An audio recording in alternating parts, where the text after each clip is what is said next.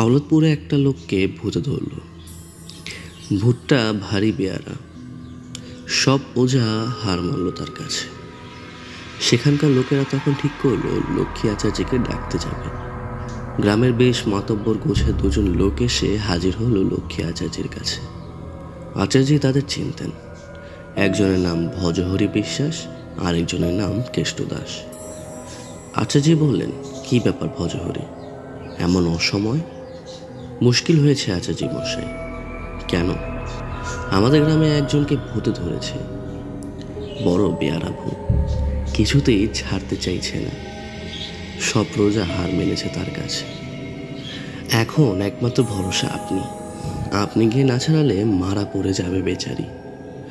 তা না হয় ছাড়াবো, কিন্তু যত ভূতে কি তোদেরকেই ধরে? কই আমাকে তো ধরে না। কি যে বলেন আচার্য, আপনি হলেন গুণিনের সেরা গুণী। ভূতেরা আপনাকে কাঁধে নিয়ে ঘোরে, আপনার রজ্ঞাবহ। আমাদের ভাগ্য যে আপনার মতো লোককে আমরা বিপদে পাই। আচার্য হেসে বলেন, চল চল দেখি কিরকম ভূতে ধরেছে তোদের লোককে। খুব তালে এসে পড়েছিস, না হলে আর একটু পরেই আমি বেরিয়ে যেতাম। আচার্য চললেন আওলাদপুরে। আওলাদপুরের পৌঁছানো মাত্রই গায়ের উৎসাহী লোকেরা সবাই চল চল আচার্যের পিছু পিছু। গুণিনের সেরা গুণিন এসেছে, তার ভূত ছাড়ানো দেখতেই হবে বই কি। খবর পেয়ে আশেপাশে গ্রাম থেকে বহু লোক ছুটল। আচার্য ডাক পড়েছে যখন, ব্যাপারটা তখন নিশ্চয়ই সাংঘাতিক। আচার্য রোগী দেখলেন। রোগীর চোখ মুখে ভাব দেখে বললেন, এই বলাটা আচার্যের বৈশিষ্ট্য।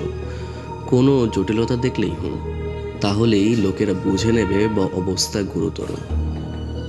বলে আচার্য বললেন, দাও দুটি সরেছে চোয়া আরে 2 কোটিক প্যাকেটই দাও। রোগীর বাড়ির লোকেরা সঙ্গে সঙ্গে সরষে চুয়ে প্যাকেটটি ভেঙে আচার্যকে এগিয়ে দিল। আচার্য ভৈরবের মতো দাঁড়িয়ে মন্ত্র বলে সেই সরষে চুয়া ছুঁড়ে দিল রোগীর গায়ে। আর যায় কথা, রোগী তখন বাবারে মারে। তারপর প্যাকেটটির মাথায় আগুন ধরিয়ে সেই আগুন নিভিয়ে পেছনের ফুটোয় ফু দিয়ে মুখে ধোয়া দিলেন আচার্য।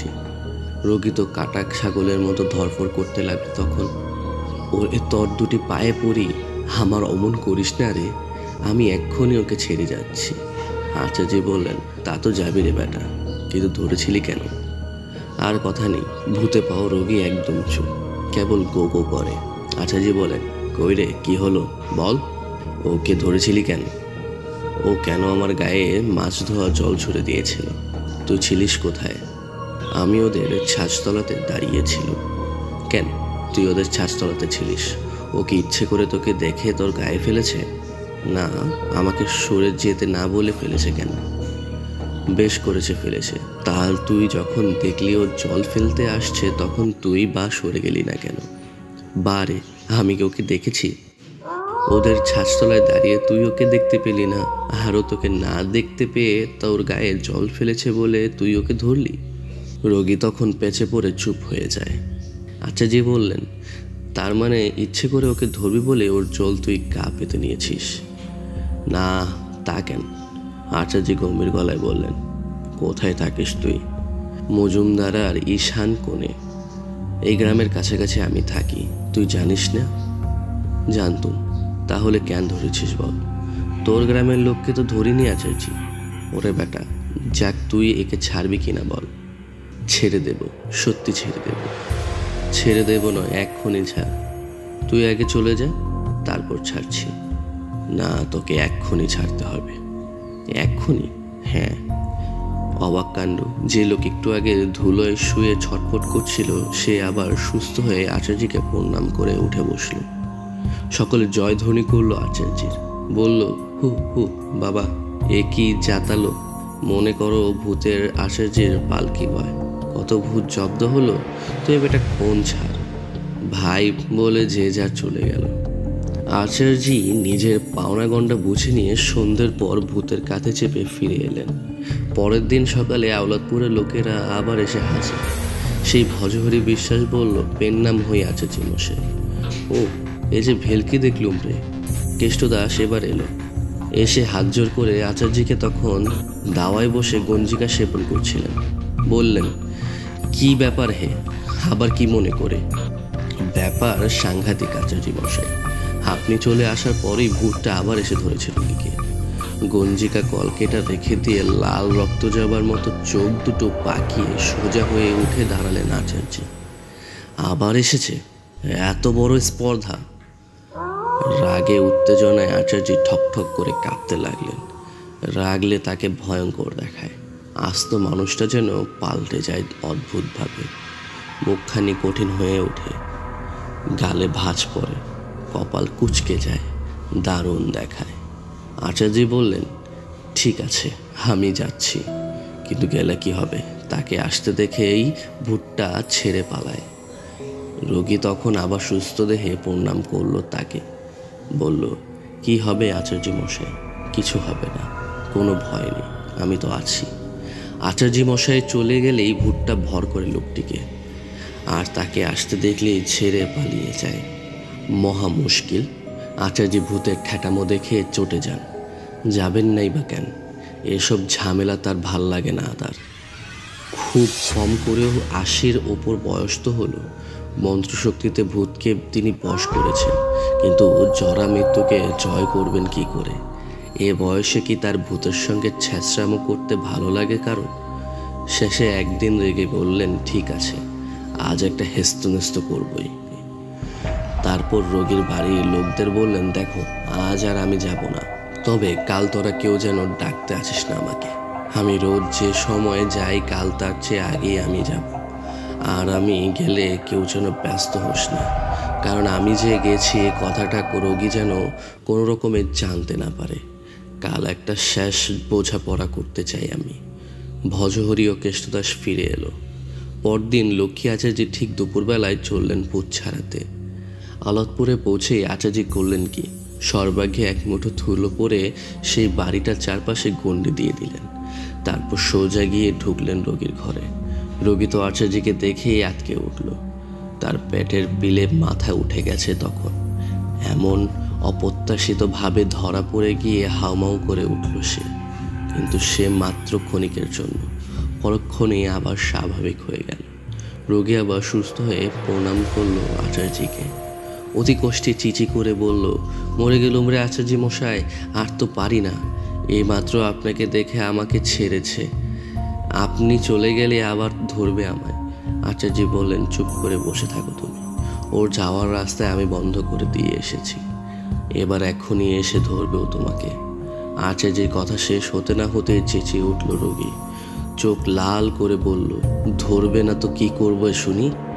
এত লোকের উলাঠো হয়, তোর হয় না? তোর কি এমন পাকা ধানে মই দিয়েছি আমি যে আমাকে তাড়াবার জন্য এমন উঠে পড়ে লেগেছিস? আচার্য বজ্রগম্ভীর স্বরে বললেন, ওকে তুই ছেড়ে দিয়ে আবার কেন ধরেছিস বল? কেন ধরবো না? আমি তো চলেই যাচ্ছিলাম, কেন তুই গণ্ডি দিলি? আজ তো শ্রাদ্ধ করবো বলে গণ্ডি দিয়েছি। রোগী নিজের মনে বিড়বিড় করে কি যেন বলল, হয়তো বা গালাগালি করলো আচার্যকে। আচার্য রোগীকে বললেন, তুই যে সেদিন বললি আমি ওকে ছেড়ে যাব, তা আবার কেন ধরলি? আর কোনো উত্তর নেই রোগীর মুখে। আচার্য এবার তার ছোলার ভেতর থেকে একটা মরা মাথার খুলি বের করলেন। খুলিটা দেখেই লাফিয়ে উঠল রোগী। ওরে বাবা, ওটা তুই বের করলি কেন আচার্য? শিবুচারালের জামাই বিশু করটি ওটা, ও যে আমি চিনি। বিশুকে সাপে কাটলো সেবার রথের দিনে, তা সে মরাকে পোড়াতে দিল না। গায়ের লোকেরা বলল, কলার মাঞ্জাসে করে ওটা খালে ঝোলে ভাসিয়ে দাও। সে মরা বাবু মায়ের খালে ভেসে ঠেকল গিয়ে হরডাঙ্গার চটানে। শেয়াল কুকুরে ছেঁড়াছিঁড়ি করলো। মাথাটা নিয়ে তুই পেট পুজো করে পোচালি। তারপর তোর চেলার ওটা পরিষ্কার করে তোকে কারণ খেতে দিল। ওটা তোর ঝুলিতে রেখে দে আচার্য, তোর পায়ে পড়ি। আচার্য তখন ঝুলির ভেতর থেকে একটা বোতল বের করলেন। বললেন, দেখছিস তো ওতে কি রে আচার্য? 7 নক্ষত্রের জল। আচার্য মরার মাথার খুলিতে 7 নক্ষত্রের জল ঢেলে অনেকক্ষণ ধরে বিড়বিড় করে কী সব মন্ত্র পড়লেন। তারপর সেই জল ছুঁড়ে মারল রোগীর গায়ে। রোগী তখন বাপরে মারে করে উঠল। ওরে আমার ঘাট হয়েছে রে, তোর পায়ে পড়ি আচার্য, আমাকে ছেড়ে দে, আর ধরবো না একে। তোকে আজ ঝাঁটাপেটা করে তাড়াবো আমি। রোগী এবার তেতে উঠল। দেখ আচার্য, মুখ সামলে কথা বলবি, আমাকে তুই যাতা মনে করিসনি।